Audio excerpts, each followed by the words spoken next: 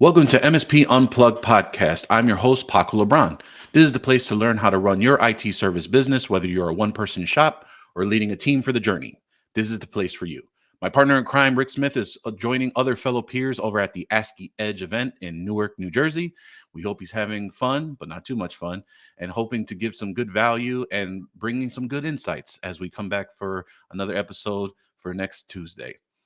But I'm happy to go ahead and introduce later on today. We have Justin Weller over at Blackpoint Cyber. But before we go and bring him on, I want to talk about our event, and that is TechCon Unplugged. TechCon Unplugged will be in Woodbridge, New Jersey, September 7th through the 10th at the Delta Hotels Woodbridge. This will be our fourth annual event, and we'll be kicking that off with an evening mixer as we start 2.5 days of content to help better your business, save money, save time, and improve your services. This show is for any size IT solution provider, as mentioned in the intro, whether you're an emerging MSP or a veteran in the space. This is a place for you. Our content committee has been hard at work, and we are super excited to start releasing some of those topics. You should see the breakdown of the schedule on our website over at techconunplugged.com. If you are interested, tickets are still on sale. We still are in our tier 2 pricing of $299. If you happen to be a previous attendee or part of the MSP Unplugged online community, there is a discount code in there. So if you know somebody and you're not in the Facebook group, feel free to go ahead and tag somebody and they can let you in and you can get in with the goods. So, but again, head over to techconunplugged.com, get your tickets today before we more than likely sell out. All right. Well, let me go ahead and introduce my guest today. Again, it is Justin Weller over at Blackpoint Cyber. Justin, how are you doing today? Paco, I'm living the dream, my guy. How are you doing today? I'm doing well. I'm doing well. Good. And again, Blackpoint Cyber will be at TechCon Unplugged as well, as they're a will. gracious sponsor, and we will be hearing from a little bit more about them that we may not have covered in today's show. But Justin, over here, it's a beautiful Thursday. We're trying to keep it lively and going. But before we jump into Blackpoint Cyber, I want to know a little bit more about you. How did you kind of come into the channel, the IT space, and then your journey over to Blackpoint Cyber?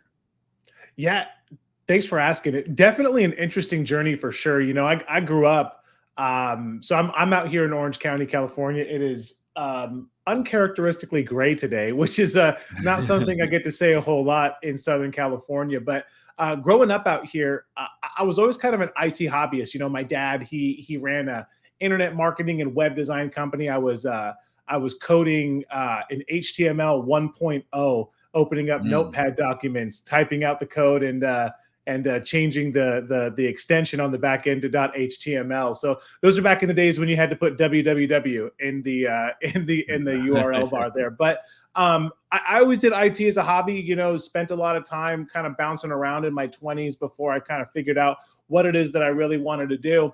And really decided at 29 that I was going to jump into the IT space. Hadn't heard about MSPs or any of those things. I had a buddy of mine that was in IT, and I said, "Hey, I want to do this professionally. How do I go?" And he gave me a super thick book by a gentleman. I believe his name is Todd Lamel or Todd Lamley. I can never seem to pronounce it correctly, but it was a CCNA routing and switching book. So he said, "Listen, study this. Go past this cert." And I said, "Okay, great." So I spent a good 9 months doing that and went and passed my CCNA cert, and then couldn't find a job for the life of me because there was a pure ocean of qualified technicians that were out there. But ended up landing at an MSP that out here in Orange County, California, and really kind of took that track. I started off where a lot of people do. I was level 1 tech, moved into a level 2 tech role. I became a service desk lead for a pretty large MSP, project engineered for them, project manager for them. But my most recent life before jumping into the vendor space was I ran a one-man shop MSP for about 1.5 years before working for Datto. And really, it's funny. I never thought that I would get out of the IT space as far as like being the actual technician and those kinds of things. However, the VP of operations at the MSP that I was working at, he actually left to go be a sales engineer at Datto. He was so bad at what he did, he became manager about 9 months in and gave me a call and said, hey, I think that you would really enjoy this role. And honestly, he's the only person in the world that could have ever got me to maybe stop working for myself and working on the MSP space. So I went and did that. I was a senior sales engineer for 3.5 years at Datto, and then came on over to Blackpoint Cyber. Really kind of made the jump into the vendor space pretty much because they're 100% channel focused, right? Both vendors, they have very similar goals, right? They're good products, solid products, made it really, really easy to do good, but they're 100% channel focused. And I know that sounds like I'm kind of plugging it already, but really that was my reasoning behind it. My reasoning behind it was I wanted to stay in the space. I wanted to be able to help IT organizations, and just kind of moved my way back from, technician to service desk lead to projects engineer to business owner to now being able to help other businesses provide that as well. So kind of a long answer to a short question there, Paco. Sorry about that. No, that's great. No, I mean, I think, there's a couple of things to highlight there. I think one that, it just shows that, you come from a space where what day to day, from leading a MSP has multiple employees, kind of figuring out what's the need of that realm, but also doing it yourself as a one-man show, and really trying to figure out, what is the best value for me and what can I do to step up my game and try and figure out from that realm. And then, it just speaks to, and I'm curious to your input and feedback on that, is we do seem to see a lot of the channel vendors hiring former MSPs to get that insight. Is that something where this is a conscious decision on their part, but are we looking at them making sure that they're hitting the mark and really making sure that their product is proof of concept, or are we looking at more of them trying to ensure that what they have, they can evolve into that space so that they don't stay stagnant? I'm curious on your input on just being on both sides and now seeing both sides. How has that been as far as your experience? To be honest with you, I don't think it's like a ones and zeros, right? It's not this or that or on or off, right? I really do think that it's a little bit of both. I mean, there's a lot of value, right? For instance, taking it back to my CCNA, why was it hard for me to get a job in the beginning? Well, yeah, I had a good understanding of how things are supposed to work, but the truth is that the certs don't really do anything for teaching you on what to do when it breaks, kind of a deal, right? That's where experience is going to come into play, and you really can't overvalue the experience of somebody. So if you've got 10 years inside of the MSP space, it's great because you have the ability to kind of see and hear from what other vendors and other partners and other MSPs are doing, have done, what's been successful, what hasn't been successful. And, if you can kind of walk down a trail, so to speak, and have somebody who's walked that trail before, makes it a lot easier for you to not stub your toe or fall into a hole or whatever the case may be, right? So I think that's the big reason why. It's more or less I mean, I've had vendors bounce ideas off me. I mean, at Blackpoint, our developers here are pinging me for UI questions, design questions, pricing sometimes, right? So, hey, when you were an MSP, what did you think about this kind of a thing? Same thing with Datto. Datto was the same way, right? I mean, I would get asked questions consistently about, feedback of the user experience, especially as a sales engineer, right? Being able to step back and really be on the front lines with those customers, with those partners, and really getting the details and the information. And what I think is really helpful and has been great for at least both the vendors that I've worked at, feedback was listened to, right? I mean, I think that's the key as well. You were talking about why do people hire people with MSP experience? Well, I don't think it's just for optics. I mean, I'm sure that's there. It probably hasn't hurt my career, I guess, in the vendor space, saying that I've sat in the chair. But the truth is, being in that spot and having people that actually sit back and listen to the input that you have, not just use it as lip service when you're speaking, it's actually really, really helpful. Gotcha. No, yeah, I was just curious and just to hear on that, because I do see that more and more as a trend. And as you mentioned, there's just so many different ways on why that would be important to someone, especially a vendor trying to go through. But now speaking a little bit about with Blackpoint Cyber, Why don't you go ahead and give us a little bit on just what Blackpoint Cyber is for those that may not have heard of it Sure. before this episode, and how it can help a managed service provider in their cybersecurity or in their managed services. Yeah, definitely. We definitely can. It's super interesting, right? Because talking about what we do really can't be talked about until we talk about kind of who we are, right? And I can't talk about who we are without first plugging our CEO and founder, John Murchison. John Murchison is a former NSA operative, spent 12 years in the NSA, and I'll call the elephant in the room here. Trust me, I'm super aware that it seems like every security vendor in the space now is playing the NSA card in some way, shape, or form, right? Or FBI or whatever the case may be. But what made John actually pretty unique is like 95% or so of the NSA is kind of reactionary, right? It's defensive. John was part of the 5% that was actually offensive. So what's cool about John is that he was doing things that if he was successful, we don't really hear anything about. However, if he wasn't successful, it was kind of news at 11 sometimes type things, right? So when he got out of the NSA, he was sitting back and really thought to himself, what am I going to do next? And really the question came to him. He's like, well, like what would I do if I wanted to stop myself? If I wanted to stop me from doing the things that I was doing for the US government, what kind of product would I create? And that's really kind of how Blackpoint Cyber got started. So we started as a managed detection and response platform where we really focused on one side of the one side of the battle that has two sides that nobody knows about, right? So there's one side of the battle, which is malware, which everyone's heard of, right? This is where antivirus and endpoint detection and response, it's basically software versus software type of a battle. Yeah. The other side, though, is what's called tradecraft. Tradecraft is not behavior that's not necessarily like inherently bad, right? It's just, it looks oftentimes like legitimate system admin type behavior. And this is where we actually live. So when, threat actors get into a network, managed detection and response and threat hunting is really looking for the behavior. Hey, are we trying to laterally spread to other machines? Are we trying to enumerate the network to gather data on it? Are we trying to, escalate privileges on these accounts? Those types of things. We're trying to stop them at that point to capture them significantly before they actually hit the boom. But that's kind of where we started, was managed detection and response. What we've pretty much evolved into at this point is a SOC as a service ecosystem. So we're still headlined by that 24-hour day, 7-day a week security operations center, humans staring at alerts on screens that are coming back from telemetry from our agents when we're actioning on those things as well, which is really unique for us, where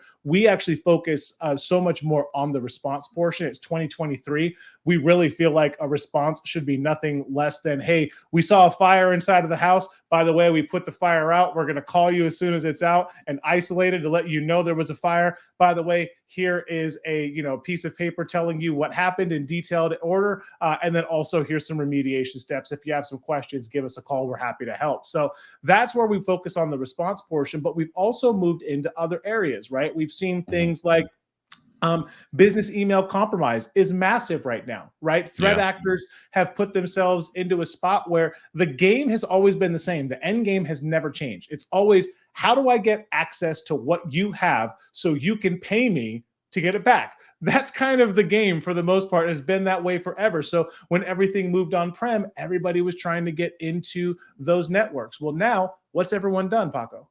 They've all moved to the cloud, right? So M365 is by and far the largest attack vector that's out there right now. So that's where we've got SharePoint, we've got OneDrive, all that data that they're trying to get on-prem is now in that area. So we've actually migrated into a cloud response product that has the ability to essentially lock down M365 accounts. So we're not using just VPNs or anything, or we're not using, just like IP geolocation and all that stuff, right? That's really kind of not as effective as it used to be, right? Any threat actor worth their weight in salt is just going to VPN into the United States. So we run heuristics to identify where it's from, and we can actually lock those accounts down as well. And what I'm actually super pumped about is we are integrated with a lot of the major vendors. We have a managed EDR product as well. That's another product that comes inside of our bundle, which I'll talk about briefly, where we will actually ingest alerts and metadata from a lot of the major EDR players that are in the space: CrowdStrike, Sophos, Sentinel-1, right? All those different things. We've got a list on our website for you. However, we will also action on those alerts as well, so we can remove the burden from the MSP from having to focus on those particular alerts. I remember when I was running my service desk, I used to have a level 1 technician that was, every single day, we were 5,000-6,000 endpoints, right? So every single day we'd have hundreds of AV tickets that would come into our PSA platform. So we can eliminate that burden, but also because our team is 100% security, we're not like a little bit of network, we're not a little bit of application, we're not a little bit of server, right? We're 100% security focused. So we've got telemetry from hundreds of thousands of endpoints to be able to kind of filter out some of that noise and action on what's actually actionable for you. And then we also have included vulnerability scanning. I know it seems like I'm talking forever, but we've really evolved a ton here. So we've got vulnerability management for internal, external, and cloud. Microsoft Defender for Endpoint, which is going to be the one for Business Premium and above, and E3 and above. So we have a deep integration with them as well. And what I'm most excited, and this is what I've been trying to get to for the last, seems like 20 minutes now on this call, is just yesterday on the 24th of May, we actually released a brand new product for our bundle, which is called Managed Application Control. So Managed Application Control is kind of a modern take on Zero Trust. We have kind of a unique view into the attack landscape, right? So we're 100% MSP focused, but because of our efficacy, we actually have some really, really large organizations that have approached us that we manage. Worldwide airlines,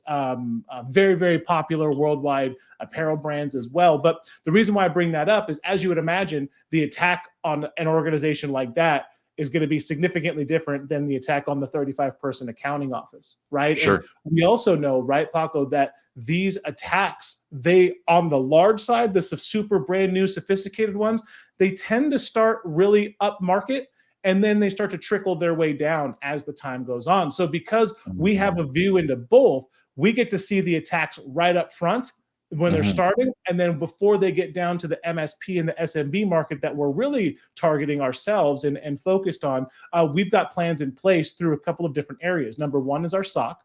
The second is a group internally that we call our Advanced Pursuit Group, and their only responsibility is to do two things. They do rapid prototyping, so that way we can build out products, but they're also running threat intel reports. Whether you pay Blackpoint or you don't, we like to put information out there so that way you know what's on the forefront. And this is where we have started with our managed application control. Our managed application control is actually coming with a curated list based on the MITRE ATT&CK framework. So there are known bad applications that we have and we're aware of, and we're constantly updating this list every single day and basically saying, listen, let's just create the default rule of blocking every single possible thing that shouldn't be running, right? Like if you're a regular user, you probably don't need to be running Nmap.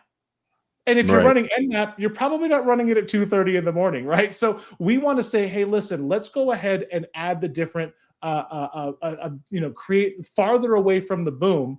Let's go ahead and create a product stack that can kind of help along that way. So with all that being said, what's unique about us is that we've also taken all those products, the managed detection and response, the cloud response, the vulnerability scanning, the managed EDR or Microsoft Defender for Endpoint, as well as the managed application control, and we put that into a bundle. So it's a single price for all of those. There's no add-ons in that. But on top of that, we also do have a logging and compliance product, and we also have a cyber insurance product as well that's tied to our MDR. So not a whole lot going on here, Paco. Not a whole lot going on at Blackpoint Cyber.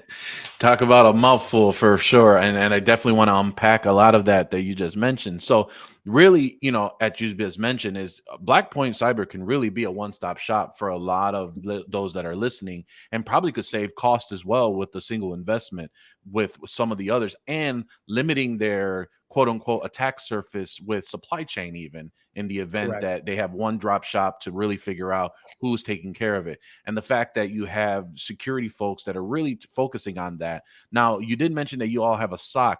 Now, is that a service that is provided to the end user, or is there a SOC that is just looking and ingesting all those alerts from those partners, et cetera, and monitoring and providing that feedback back out to the end user that's a partner of yours? Yeah, great question. The answer again is both, right? So Okay. our SOC, when it comes to managed detection and response, we are very heavy on the R. We Yeah. are very heavy on the response portion of it as well. And again, because we're going to be the organization that doesn't just throw an alert and say, hey, here's an alert. If something happened at 2:18, when you get there at 7 a.m., hope everything's okay. At 2:18, we want to be able to be the people that say, hey, there's something going on. We're going to go ahead and stop that, and isolate that device for you as well. So that way we've got the ability to respond to either the MSP themselves, but even in co-managed environments, right? So sometimes there are people that are saying, hey, you know, I'm managing this, and maybe I'm offering this as a value add to this internal IT organization, right? Maybe there's a team of a couple of techs that are working for a medium-sized business, for instance, right? Yeah. Well, what we can do is we can actually call them instead. Right, our SOC will call them and work with them directly. So not only will we take the action on it, but we're also going to contact the MSP or the end user, depending on who it is that you decide you want us to call. Very cool. And that says something, right? Because there are other systems and products that are out there that you mentioned that they have a managed detection response product, but you're actually taking that next step over and really helping with the response. You're isolating the host. You're really trying to get in touch with the end user or the MSP just to really understand that, hey, we have an issue going on. You need to know about it versus an alert at, like you said, it could be 2-3 o'clock in the morning. You know, a ding is only so loud for a cell phone if you're monitoring that, right? Versus someone constantly calling you to say, hey, we have a problem, something's going on, right? And that's the benefit of having a SOC, and the benefit of having someone that really is actioning on a lot of the technology that they're putting in place. And I think that's the big difference, is to understand that, you know, there are ways of doing this. And for those that are just maybe not confident in their cybersecurity posture, they can partner with someone like you at Blackpoint Cyber to be able to handle some of that as well, which in my opinion, helps improve the services, right? Agreed. And we kind of talked about this earlier today, where you know, joining Blackpoint Cyber, you know, is the best value on the block, right? And being able to understand that, you know, you don't need some special intro into the environment. You're going to see what the technology can offer. You can see what they have.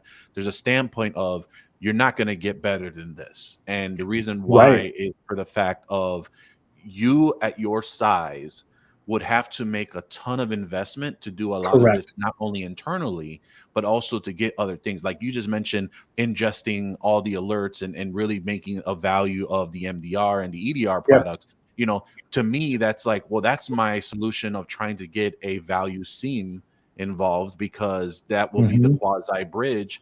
Because a lot of SIEM, like there's a few players in the game now just starting to come out, but SIEM was uber expensive and really resourceful not even 2-3 years ago. And that was what a lot of insurance companies were asking for. Hey, do you have a SIEM? Do you have whatever? And now you have the ability to say, well, if you're not classifying it as a SIEM, but you can basically write in to that insurance application like, well, no, but we are having a service that is ingesting alerts, and we can see in the visibility as if it was a SIEM. Now, one question I have for you is, you know, you've mentioned you integrate with a lot of partners on the software side. Do you integrate with any firewall companies that ingest alerts and things of that nature, or is that something that's in the roadmap or possibly coming on later on? Yeah, good question. So here's the thing, Paco, the battle's on the endpoint. That's just where it's at now at this point. That's where the battle is always going to be. It's on the endpoint and it's in the cloud at this point in time. Now, our software is proprietary. One thing I love about Blackpoint is that we're a software company at heart. So 100% of our product is built internally, and our Snap product, it actually has the ability to essentially map the network as well, to kind of get a good understanding of what's on the network. And the truth is, right, when you talk about, you know, cyber defense matrices and stuff like that, really what we're looking at is, the first thing is identify, right? I mean, if you don't know what to protect, can't protect it. So our software has the ability to kind of track and crawl the network to identify all the IoT devices. I mean, if your Samsung fridge is on your network, we're going to see it, kind of a thing, right? Yeah. Which is such a weird thing to say. It's 2023 and it's weird now, but that's don't get me wrong. And side note, so like my fiance, she's like, oh, there's this beautiful thing and whatever, and like it's got this display, so you don't have to open the fridge. I said, A, we're not putting it on the network if we ever get something like that, and why, and B, open the door. Like, why is it so important? We don't need this fancy, like, we can put she likes to have her calendars and her books, and I'm just thinking, like, we could just put a thing on. Yeah. Anyway, so when it comes to technology, I love to embrace it, but like for things like that, like I forgot the other day she mentioned something like getting a Wi-Fi grill or something like that so we can walk away. I'm like, but why? What's the point? so it's just amazing what they're sticking on as an Internet of Thing nowadays. But I'm sorry to derail you, but no, you're totally cool. It's no, totally understand. I mean, I never thought that I would be in a world where two things were happening. Number one, as an IT professional, I've got to worry about Russia, China, and North Korea. And number two, I now have to segment my network so I can make sure that my toaster can talk to the internet safely and nothing else. It's such an interesting world that we live in, you know? 100%. But something you said, and I'm glad you said it, because I totally agree with you, where, and it was kind of a baited question, and I apologize for that, but I do agree with you where the everything is on the endpoint, especially now. There is no secure perimeter anymore. Correct. There is no, like, everyone either is remote work or hybrid and whatnot. And so the investment is on the endpoint. And how do we get better at that? Right. 100%. And so for us, we've actually got rid of all our firewalls. And I know that's shocking for everyone to hear. And we put a business grade router, IGR, inside the place, because we are now using a cloud firewall in its place, because we don't care where it happens in there, because exactly like you said, the fight starts at the endpoint. And I'm glad you said it in that way. I think that might be the title of the episode. But I think that just shows that things have evolved and things are not how it used to be. Same thing where, like, the applications are saying, hey, do you have SSL inspection? Well, SSL inspection and SSL is just an old technology that breaks everything when you put it in there. And I get it, there's causes and there's reason for it, but now with Quick, it's all kind of just being handled by a lot of that as far. And again, the fight is on the endpoint. So anyway, I just wanted to harp on that message on this episode, because it just shows the value of what you all are doing, right? And how you're just evolving, just not on a managed AV on the endpoint. And now, but I want to be clear as well, right? I'm not here to say that, like, network logs and network monitoring, that's not important. That's not what I'm saying. That's why we offer a product like, it's a product we have called Logic, which is logging and compliance. However, we're not going to be threat hunting on that information. We talk so much about SIMs, right? SIMs are great. I mean, we need a place to store this information. I would love for you to have a place to point your syslogs to and capture that information. But if we're threat hunting based off of that, we're behind the game. We're behind the 8 ball at that point in time. We want to be able to catch them while they're in the act of doing something, not after something happens, right? So that information is super important. We want to be able to use it for forensics and incident response and those kinds of things. But when it comes to threat hunting, we want to make sure that we're focusing on tradecraft and then utilizing telemetry like AV alerts, antivirus alerts, endpoint detection and response alerts, those kinds of things. Yeah. And I think, specifically, and to drive that home, exactly like you said, although that's important, we also have to think we have to provide a conscious effort for our size client.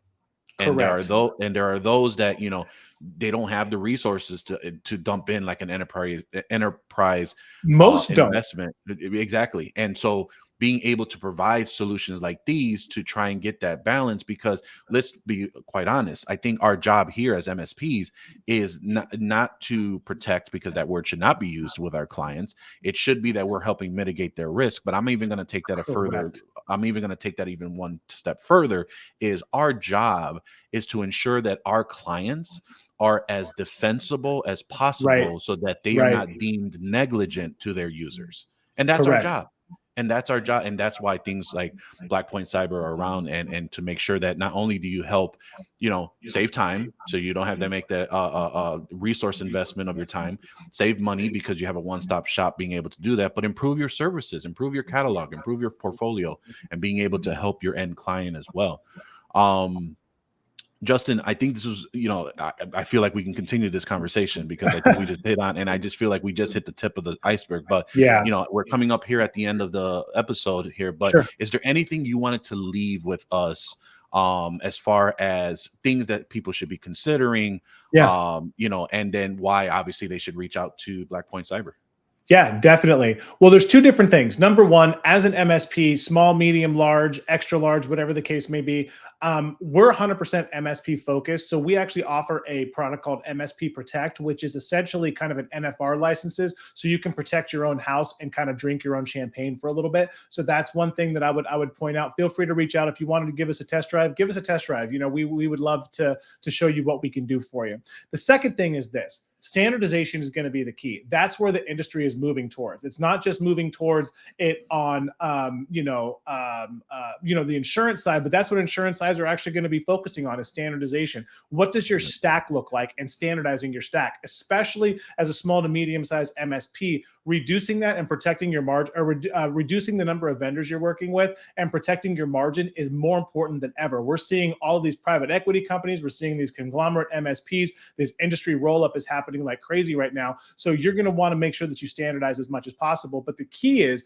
standardize based on a framework, right? Regardless of what it is that you're trying to do, don't just pick vendors out there because other MSPs are using it. Have a plan. It's kind of like having a budget for your business, right? I mean, can you get to where you want to go without a budget? Maybe, but it's better if you have a plan. So that's why our product stack, our entire ecosystem, exactly what we've built out, is built loosely on the NIST framework, where we have products that can help you identify, harden the infrastructure. We can detect, real-time response, and then things to help you recover, to kind of limit the blast radius, to help you live to fight another day, so to speak. So make sure you standardize on both a product stack as well as a framework. And I think that's going to put you ahead of a lot of the other MSPs that are out there.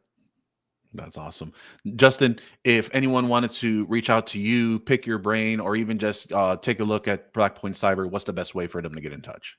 Yeah, feel free to go to our website, blackpointcyber.com. You've got the ability to fill out a form, just ask some questions, whatever the case may be. You can also directly connect with me on LinkedIn. It's Justin Weller, Director of Blackpoint, Director of Business Development over at Blackpoint Cyber. So I'm super happy, super able to engage with the MSP community. Love you guys. So feel free to connect with me whenever you want and just ask some questions if you'd like.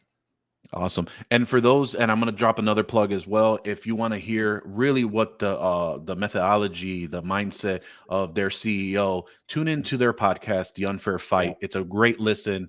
I remember listening to John at a exchange, and just his presentation and the methodology, and really dumbing it down for a lot of us, where, super smart guy, and being able to say, look, here are the bite-sized tangible pieces that you can do.